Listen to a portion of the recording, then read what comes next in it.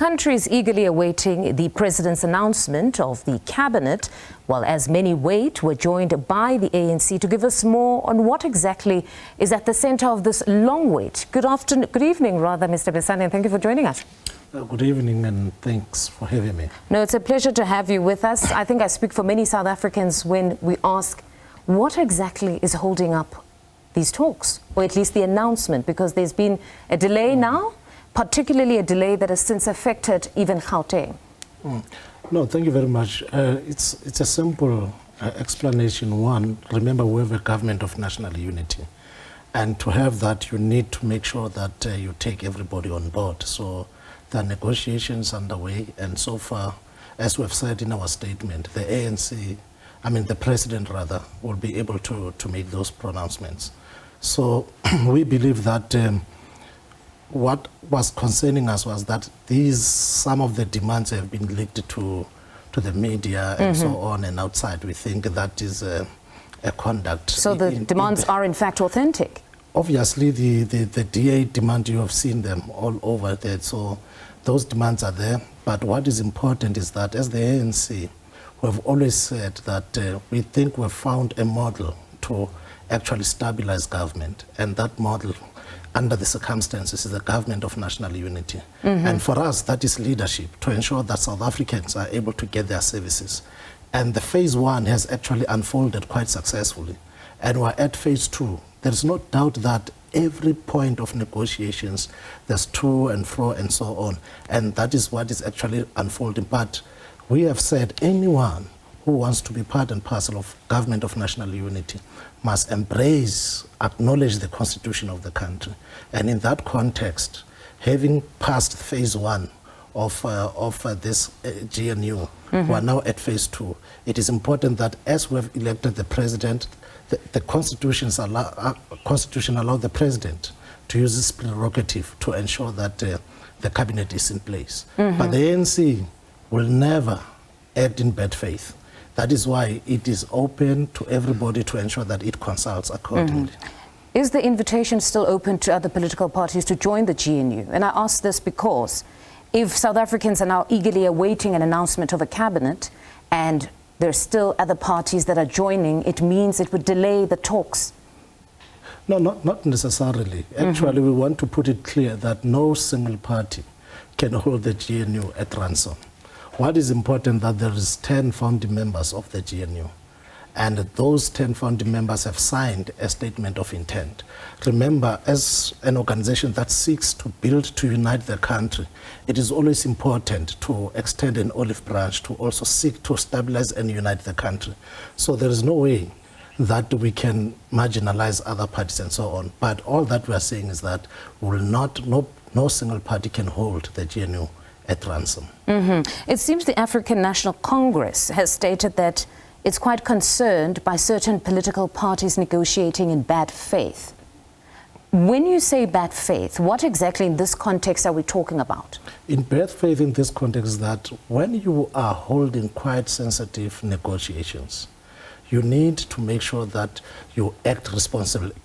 One of the laws of leadership is to be shown to seek privacy, so that you ensure that you narrow the differences. At the point of taking a decision, you are able to communicate in a coherent manner. So that is what is actually concerning the ANC. That's so the bad faith is the leaking of some of these demands. Why would you leak the demands when we are busy in the process of negotiation? That is bad faith. In fact, it shows poor leadership, rather. So it is always important that any person who is a leader must act responsibly, because government of national unity seeks to assure South Africans to sort of calm and moderate the anxieties of the country, because what is at the center of the GNU is to make sure that we're able to provide service to our people. I suppose some could even welcome it and say, well, it shows a level of transparency, because some South Africans, when there's no information, they start to be more anxious. But now that it's out there, these are their demands: 11 ministerial posts. They also want deputy minister positions, DGs. How does the ANC feel about this? No, we don't have a problem with transparency. In fact, if you look at the statement of intent, it is very clear on ensuring that the principles of good governance, be it accountability, be it participation, be it transparency, are actually held. But we would not want people to actually abuse the process. Because if you just disclose information willy-nilly, you are actually not being transparent. You are putting the country at risk to create unnecessary anxieties. It is important that leadership must discuss issues, narrow the differences, and be able to communicate properly to the South Africans. We've always been transparent about the government of national unity. Actually, that is why when other parties were actually campaigning to get rid of the ANC, but come that moment where they achieve the goal of us getting under 50%, it is the ANC that was able to say, look, be that as it may, we accept what people have said, we accept the outcomes of elections, but we need to find solutions for the country. And the starting point has always been to start this GNU so that we invite everybody. So it's about transparency indeed. But you would know, when negotiations are underway, it is important to narrow the differences, because this is quite a big, 10 parties is quite a big number. So you need to narrow so that you don't bombard people with anxieties and so on. Not to have you discussing then those sensitive issues here, but just on the principle itself, where you have the Democratic Alliance talking about possibly, if it is to get a portfolio, it would prefer to have the ministerial position, deputy, and go all the way down and have it even at administrative level. Your views on just that principle as the African National Congress, does it work? I know that for the longest time we've been talking about the professionalization of the administrative function or depoliticization of it, where we want to see the administrative arm being independent of the political party or the political principle. But if they were saying they would love to have it in this straight line of minister, deputy, DG, where does the ANC stand on that? Well, there's no problem with transparency. But where this issue, there are platforms to discuss these matters. You can imagine if every party, these things in the public, every party just discusses the demands and so on, we will be taken off the rail of the core, the essence of the negotiations. And in fact, we are not here to discuss in the public for now. We're not here to discuss the demands of every party. We want to hold these negotiations quite responsibly. Okay, then talk to us about at least this position where some have said the ANC has invited even more political party because there's a desire to dilute the Democratic Alliance's influence. Your views on that? No, in fact it is disingenuous. It is disingenuous to hold such a view. Number one, as the ANC, we have said we don't want a coalition with this party and that party. That is why all that we then proposed to the nation, even to all other parties, was a government of national unity, where we would not marginalize or exclude others. So if that is the principle, why would you have a problem when other people want to join government of national unity? You choose to join and you choose not to join. So we have extended an olive branch. We have made an invitation to all parties. We have negotiated with majority, almost all the parties, 18 of them. And others have chosen not to come. Others have chosen to join. So you cannot therefore say it is to dilute. We have never had a position that says so and so must not come into the GNU. It has never. So there's no way that the position of the ANC can be projected as dilution. Actually, people want to dilute the principle of calling everybody to a party if they say, we don't want this one, we want that one. Okay. We are about unity. Your alliance partner had a media briefing a bit earlier on today, post their CEC meeting. They sounded a bit dejected. They clearly have taken exception to this decision, and they made it known that they had spoken to the ANC and stated that they would have preferred a minority government as opposed to this type of a co-governing structure of a GNU. Your views on just what came out of that briefing a bit earlier on? There is nothing wrong for alliance partners to express their views. Actually, for me, they didn't sound dejected because they even recognized that under the circumstances, the ANC took a particular approach in ensuring that we stabilize government. We actually ensure that our service to the people continues under all these circumstances. when I listened to the statement of Kwasatu, it was embracing of the process, although it also was very clear that they would have preferred a different route, but it was embracing of the process. And then what of commentators that say these delays are indicative of more difficult times ahead? That what we're seeing now with the delays in putting together or announcing a cabinet is probably indicative of difficult times, that clearly there are significant differences among these political parties? No, such a statement is not a new finding. Negotiations by their nature are not easy.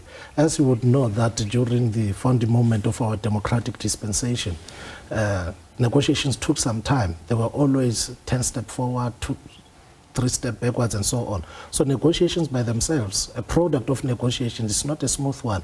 It's a process that requires sterling leadership, prolific leadership, and visionary leadership.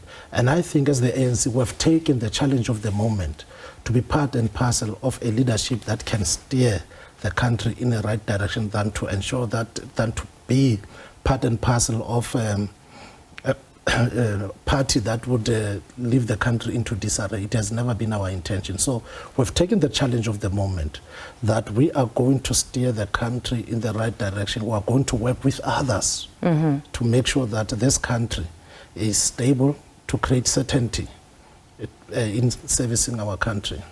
Now, just in closing, tomorrow MK party members will be sworn in, but we understand that there's a possibility that your former minister, Zizi Kodwa, might also be sworn in as Member of Parliament. Is this in fact the case?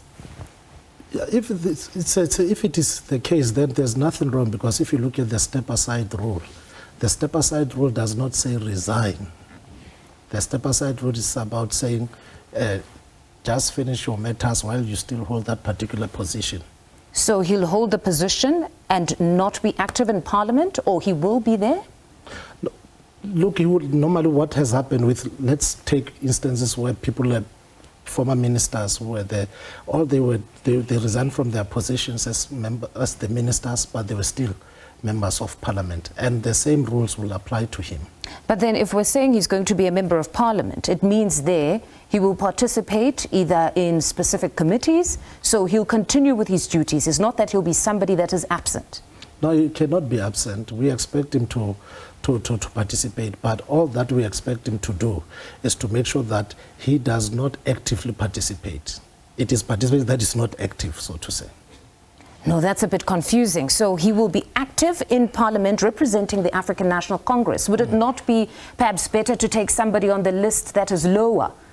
No, remember the because if he's going to be active but not necessarily active, it defeats the purpose, because I would think in the 7th administration you would want to make sure that in as much as you've got reduced members of Parliament now, those that are there must indeed be active. No, basically is that you don't lose your position as a member. You know, maybe if you are a chairperson of a portfolio committee, you are removed from that until you resolve your matters. Okay. Now, what has happened with Comrade Zizi Kodwa is that the process of the list process had already taken its course, and he was already one of the members who had to be sworn in. But you could supplement if you so wished. Remember, once you have gazetted the list, you don't change it immediately. But it seems the MK party is going to supplement. The laws do not, the list, if it is gazetted, the rules warrants that you can't change immediately. Because if you now had a vacancy, one would think that you'd be allowed to supplement to fill a specific vacancy, and it would go according to the list, that if you went to your reserve list, the last person underneath that person would then be taken up to take up the seat. Yeah, if he's taken out, or if he resigns, for instance, then it will move. The list is gazetted right now. Once the list is gazetted, you can't change that list. It stays as is.